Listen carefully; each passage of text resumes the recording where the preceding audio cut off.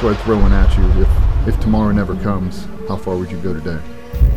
If tomorrow is not a guarantee, how far would you push? If you thought that today was your last opportunity to ever do the thing, how far would you go? If today was the last day you were ever going to work out, ever be able to train for a certain event, how far would you push? If you were a football player in college and this is going to be the last game you're ever going to play, how far would you go? How fast would you run? How much would you sacrifice knowing you're never going to lace it up again? But if you think about like a workout, a sprint, or whatever, like, could you really go 100? Could you really lock in your mindset and say that this was for everybody? If the end state meant this, like, my kids' lives are literally on the line. If I do not run at absolute 100%, how far would I dig in? How far would I go? How hard would I hit? Like, how hard would I go? Like, what does 100% look like? And a lot of people never touch it. They never understand their full capability, their full threshold, because they never reach it. They've never sit down, they've never connected mind and body and gone, what is 100? Like, what is absolutely everything? I feel like I did it for a long time. I'd save it for tomorrow. Like, I'd save it for the next time. Like, I'm gonna save a little in the tank. What if you never have an opportunity to use anything in that tank ever again? What if today's the last time you're ever gonna do it?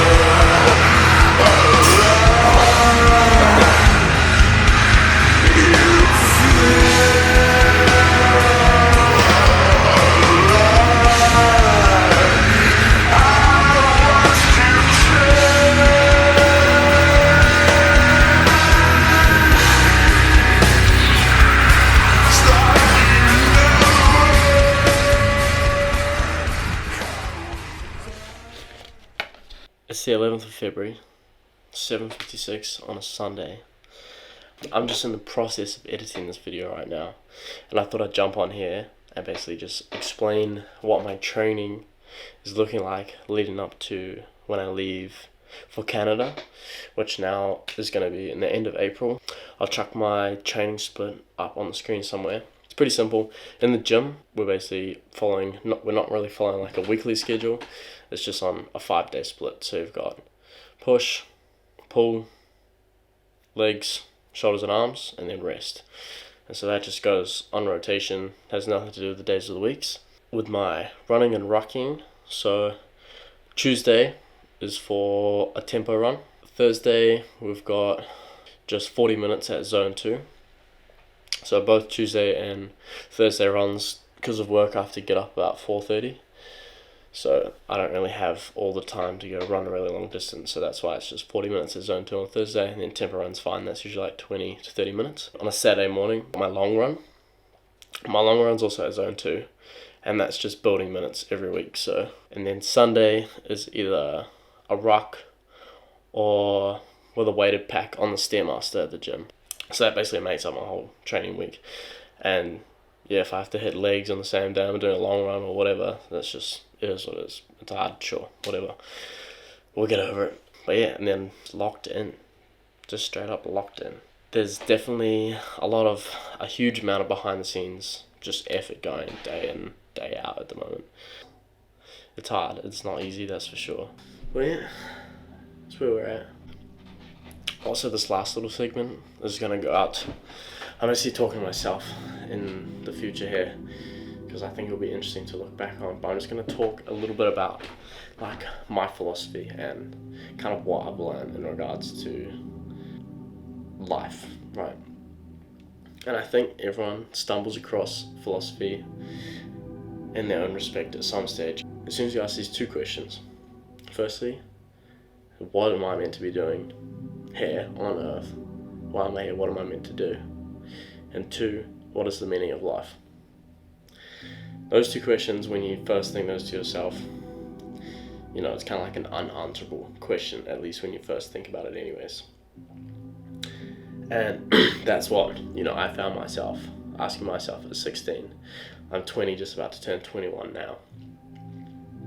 And slowly over time, I've built an understanding of how I want to shape my life and how I want to live my life. The first segment that I want to talk about is physical suffering is the way, and the obstacle is the way. And what I mean by that is, if you live your life on cruise mode, right, you're on the singular plane of activity. This is why people take drugs and all sorts of things, so that they can feel some sort of high, and they feel some sort of low and feel some sort of high. Now you might look at that and go, oh, that's so bad, like nobody wants, that's not a good thing. But in terms of striving for more and achieving great things, the exact same thing has to happen. You aim for these goals, and on this plane, you hit bumps in the beginning or whatever, and you keep pushing on, and then you achieve these goals and hit these big highs, and then other things happen and it plummets you down. And when you aim so big and achieve so high, that high that you feel has to at some point plummet down. You can't know this level of happiness, excitement, this feeling of emotion without feeling so deep, like such a deep feeling of sadness, loss, regret, whatever it might be at the bottom. It literally takes two to tango, the yin and yang.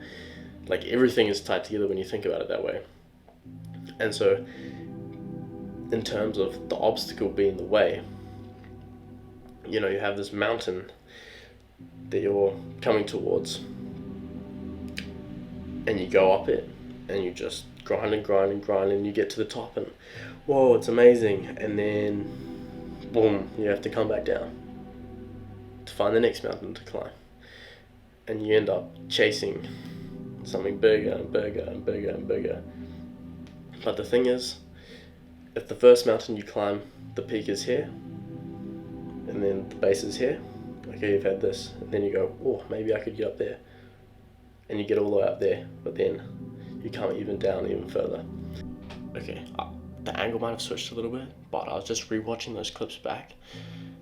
Okay, so I just wanted to quickly alliterate on that part of the section. My brain was going at 100 miles an hour. I couldn't quite get out what I wanted to say.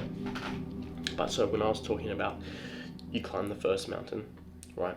You go down, and then you find a mountain or a goal even taller. You take that and you have to come down even further.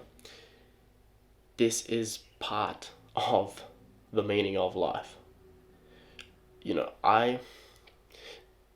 I believe that we are here to merely just experience life, experience everything it has to offer. And so when you start out here, you experience this high, this achievement, this happiness, and then you get to experience the low, and then you aim higher, you get to feel higher, and then you get to feel lower and higher and lower. That is it. That is part of the experience that we have been given the opportunity to experience. Anyway, Karen Liam. It's the balance. You need to be up here and you need to be down here. It's like the same with work ethic. You need to be able to go 100% as hard as you can for as long as you can. But when it's time to rest, you need to rest just as hard as you worked. But the obstacle itself is when you climb that mountain, growth happens. So you learn to bounce back faster, bounce back harder. You learn how to not fall as low. It sounds complex yet so simple at the same time. I think the key to setting a good goal is a goal that you're not sure if you can achieve. It gives a little bit of edge to the situation, makes you train a little bit harder. Let's say you're starting out at the very beginning in the process of, okay, I decided I want to do this, and you start going, and then you've been going out for 1 month, and you haven't really made that much visible progress towards a goal. Your motivation dips, and a lot of people, when they set a goal, they do that 1 month, don't see much progress, and they're like, oh, this isn't working, like, stuff this.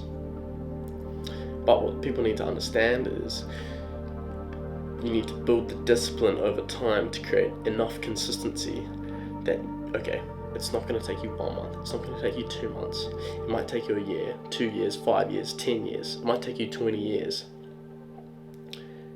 So in the beginning, it's important that you're not, yes, you've set the goal, but the first part of achieving that goal is building the discipline so that you can continue striving towards it. Otherwise, without discipline, all else fails. And for me, I spent like 16 to 18 kind of just a bit lost. I had no idea what to do with myself. And once I basically, just before I turned 18, was when I was like, alright, I'm skinny, I'm going to put on weight. This is what I'm going to do. And it was like a do or die moment. I was going to do this. And in my mind, in the very beginning of this process, I thought, okay, I'm just going to train at least 4 to 5 times a week, every week for 4 years. Right, that was just, if I do that, something has to change. You know, my body cannot look the same if I just train hard every week, day in, day out. And I was committed to that.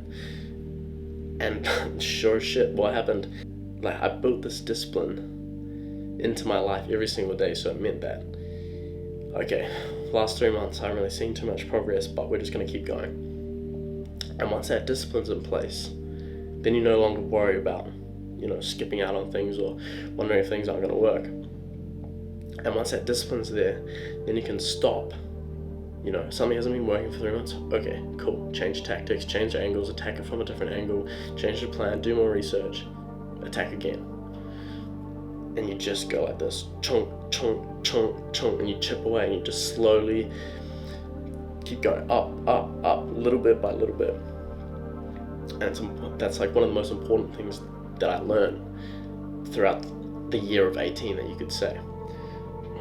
All you need to do is just throw shit against the wall every single day. Just keep hitting it and hitting it and hitting it and hitting it. And it will make a dent. You know what I mean?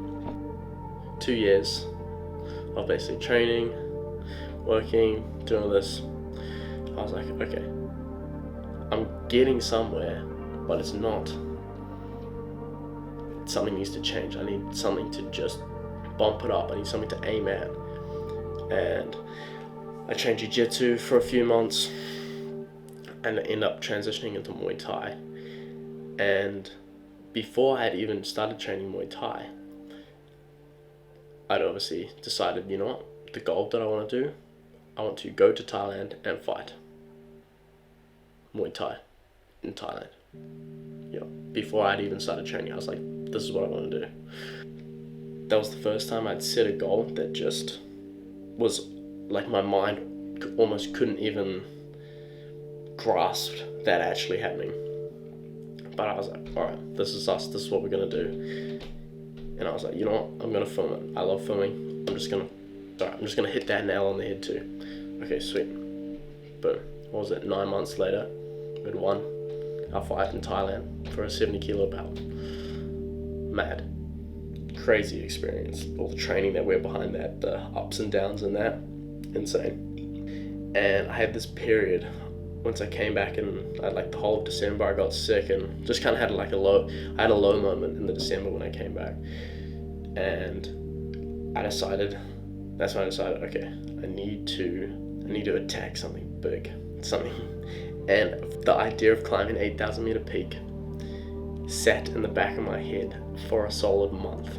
And I almost didn't want that to be my goal, because I thought, this is just so unattainable. With already, like, I already had plans to move to Canada, basically just to climb mountains and stuff over there.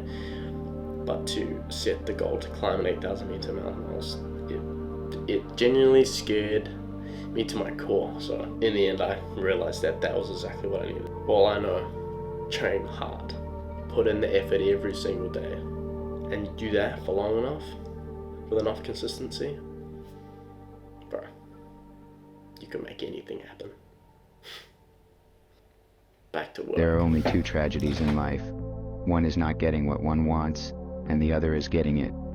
Don't trap yourself with the desire of wanting. The paradox of getting what you want is that if we base our happiness on the expectation of great things, then achieving it removes the happiness, and you're left empty and full of desire. That's what desire truly is. It's a trap. Humans are walking paradoxes. We want what we can't have, and when we finally get what we've been craving, it's never enough.